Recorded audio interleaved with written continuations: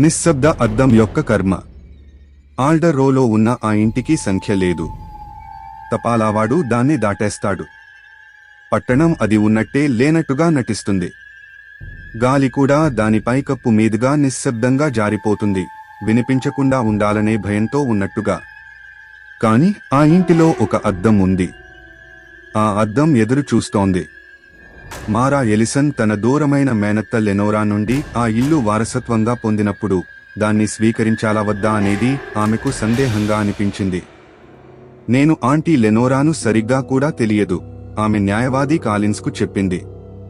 అయితే ఎందుకు ఆమె నాకు ఇల్లు ఇచ్చింది? కాలిన్స్ తన కళ్లద్దాలు సరిచేసుకుని ఒక కవరును ఆమె వైపు నెట్టాడు. ఆమె ప్రత్యేకంగా మిమ్మల్నే పేర్కొన్నారు. మీరు మాత్రమే. కవరులో ఒక నోటు ఉంది. మచ్చలేని నల్ల సిరాతో రాసిన అక్షరాలు ఇంకా తడిగా ఉన్నట్టుగా కనిపించాయి. మారా, నిశ్శబ్ద అద్దాన్ని నిశ్శబ్దంగా ఉంచగలిగేది నువ్వే. అర్ధరాత్రి తర్వాత దాన్ని తెరవవద్దు. ఒంటరిగా దానిలో చూడవద్దు. అది ముందుగా మాట్లాడితే నువ్వు సమాధానం ఇవ్వవద్దు. మరియు నువ్వు ప్రేమించే దేనినైనా కోల్పోవడానికి సిద్ధంగా లేకపోతే ఆ కర్మ చేయవద్దు. సంతకం లేదు. కేవలం ఒక బొటనవేలు ముద్ర మాత్రమే.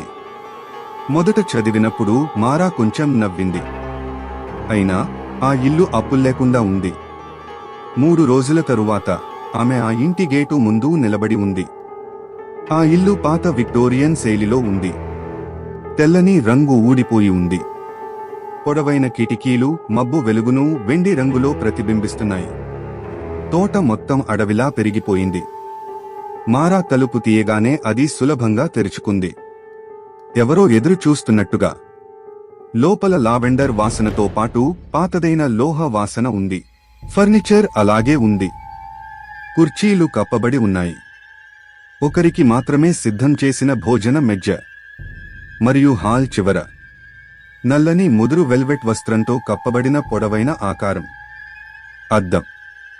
మారా నెమ్మదిగా దాని దగ్గరకు వెళ్ళింది. వస్త్రాన్ని తాకబోయింది. ఇల్లు ఒకసారి గంభీరంగా కరకరలాడింది. సహజమైన శబ్దం కాదు, శ్వాస తీసుకున్నట్టుగా. మారా వెనక్కి తగ్గింది. ఈరోజు కాదు అంది. ఆమెకు కలలు మొదలయ్యాయి. చీకటి హాల్లో నిలబడి ఉంది. అద్దం తెరిచి ఉంది. నీటి అలలలా కదులుతోంది. ఆమె ప్రతిబింబం ఆమె కదలికలను అనుసరించలేదు. ఆమె చేయి పైకి ఎత్తినప్పుడు అది కదలలేదు. ఆమె కేక వేసే ప్రయత్నం చేసినప్పుడు అది చిరునవ్వు నవ్వింది. నువ్వు ఆలస్యంగా వచ్చావు అని అది చెప్పింది. మరుసటి రోజు మారా అద్దాన్ని తెరిచింది. అది అసాధారణంగా స్పష్టంగా ఉంది. ఆమె తనను చూసింది. అయితే ఆమె ప్రతిబింబం తల తిప్పింది. ఆమె చేయలేదు. హలో మారా అని అది చెప్పింది. ఆ స్వరం అద్దం నుండి వచ్చింది. ఆమె స్నేహితురాలు లియా సాయంత్రం వచ్చింది. మనం ఇద్దరం కలిసి చూస్తాం అంది లియా. మారా వస్త్రాన్ని తొలగించింది. అద్దంలో ఇద్దరి ప్రతిబింబాలు కనిపించాయి. సాధారణంగా. ఆపై లియా ప్రతిబింబం కళ్లను నల్లగా మార్చుకుంది. నువ్వు ఒక బహుమతి తెచ్చావు అని అది చెప్పింది. మారా వెంటనే వస్త్రం కప్పేసింది. అర్ధరాత్రి పవర్ పోయింది. హాల్లో 3 సార్లు మోగిన శబ్దం.